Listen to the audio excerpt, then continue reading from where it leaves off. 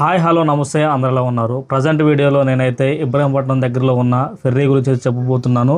అలాగే ఇక్కడ ఉన్న అడ్వెంచరస్ అలాగే ఇక్కడ ఉన్న ప్రత్యేకత గురించి అయితే మీకైతే చెప్పబోతున్నాను. వీడియో అయితే చాలా ఇంట్రెస్టింగ్గా ఉండబోతుంది. వీడియో అయితే స్కిప్ చేయకుండా చివరి వరకు చూడండి. అలాగే ఈ వీడియో కొంతమందికి రికమెండ్ అయ్యే విధంగా హైప్ చేయండి, అలాగే లైక్ చేయండి, కొంతమందికి షేర్ అయితే చేయండి.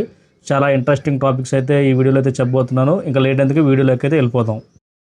మనం ముందుగా విజయవాడ దగ్గరలో ఉన్న ఇబ్రహీంపట్నం వైపు చూసినట్టయితే మనకి ఫస్ట్గా గుర్తు వచ్చేది కొండపల్లి కుల్ల. ఆ తర్వాత మనకి గుర్తు వచ్చేది ఇబ్రహీంపట్నంలో ఉన్న ఫెర్రీ. ఈ ఫెర్రీలో అత్యంత ముఖ్యమైన విషయం ఏంటంటే భారతదేశ చరిత్రలోనే మొట్టమొదటిసారిగా రెండు భారీ నదులు అనగా కృష్ణా మరియు గోదావరి కలిసే ప్రదేశం ఇది. పట్టిసీమ ఎత్తిపోతల పథకం ద్వారా గోదావరి నీటిని 174 కిలోమీటర్ల దూరం నుంచి ప్రయాణింపజేసి ఇక్కడ కృష్ణా నదిలో కలుపుతారు. అందుకే ఈ ప్రాంతాన్ని పవిత్ర సంగమం అని పిలుస్తూ ఉంటారు. ఇక్కడ మనం చరిత్రలోకి వెళ్ళినట్లయితే పూర్వకాలంలో అమరావతి వైపు వెళ్ళడానికి ఈ ఫెర్రీ అనేది ఒక ప్రధాన రవాణా మార్గంగా ఉండేది. కొండపల్లి కోట కూడా ఇక్కడ ఉండటంతో పర్యాటకులు ఈ ప్రాంతాన్ని ఎక్కువ విజిట్ చేస్తూ ఉంటారు.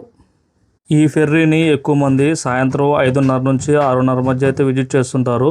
ఎందుకంటే ఇక్కడ సూర్యాస్తమం అనేది చాలా అద్భుతంగా ఉంటుంది. అలాగే ఇక్కడ ప్రధాన ఆకర్షణ ఏంటంటే ఇక్కడ నీలి రంగుల వింత.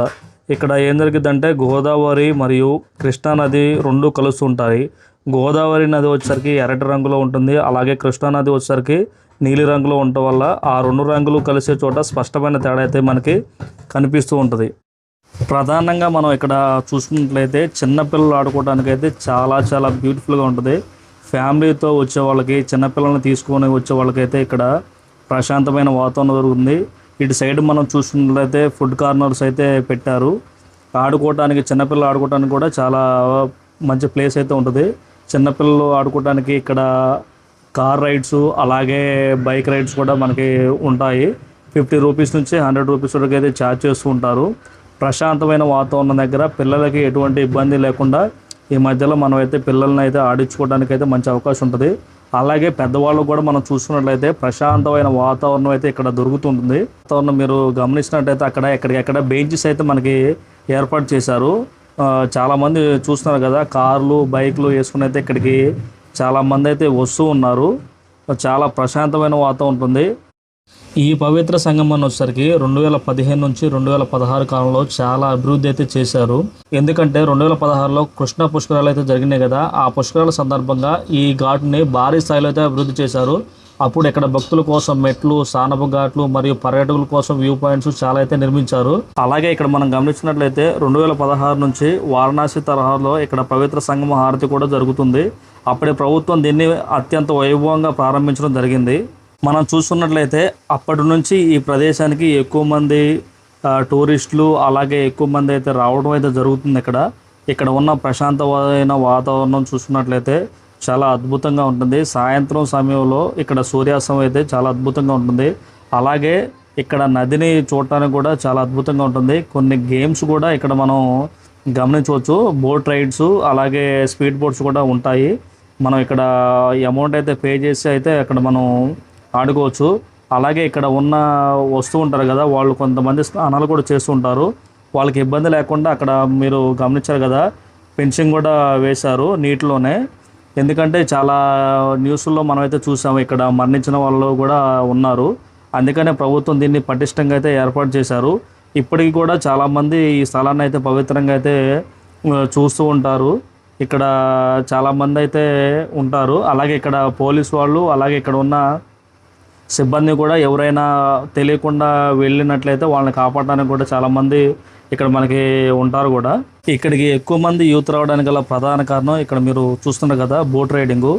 ఈరోజు బోట్ రైడింగ్ అయితే లేదు. బోట్ రైడింగ్కి ఎక్కువ మంది అయితే ఇష్టపడుతూ ఉంటారు. బోట్ రైడింగ్ అనేది చాలా అద్భుతంగా ఉంటుంది నీటిలో చేయటం. ఆ సాహసం అనేది ఈరోజు అయితే క్లోజింగ్లో అయితే ఉంది. మేమైతే వెళ్ళేటానికి అయితే క్లోజ్లో ఉంది. ఇక్కడ మీరు గమనిస్తున్నారు కదా, మంచి వాతావరణం. పక్కనే మనం చూసుకున్నట్టయితే ధర్మలు ప్రాజెక్ట్ కూడా మనకి గమనించుకోవచ్చు. ఇక్కడ చూస్తున్నారు కదా, ఇప్పుడు నైట్ టైం అయితే అయింది. నైట్ టైంలో చెప్పాను కదా, వ్యూ అయితే చాలా బాగుంటుంది.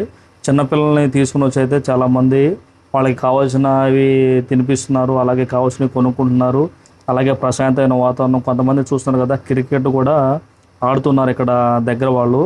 చూడండి ఆ వెలుగుల్లో ఎంత అద్భుతంగా ఉందో ఈ వాతావరణం అనేది. మీరు గమనించినట్టయితే చూడండి, కొంతమంది ఆడుకుంటున్నారు, అలాగే కొంతమంది కూర్చొని ముచ్చట్లు అయితే చెప్పుకుంటున్నారు. థర్మల్ ప్రాజెక్ట్ అయితే చూడండి, ఇది అత్యంత దగ్గరలో ఉంటుంది. థర్మల్ ప్రాజెక్టు చూస్తున్నారు కదా, అక్కడ నుంచి స్పార్క్స్ అయితే కొన్ని అయితే వస్తున్నాయి.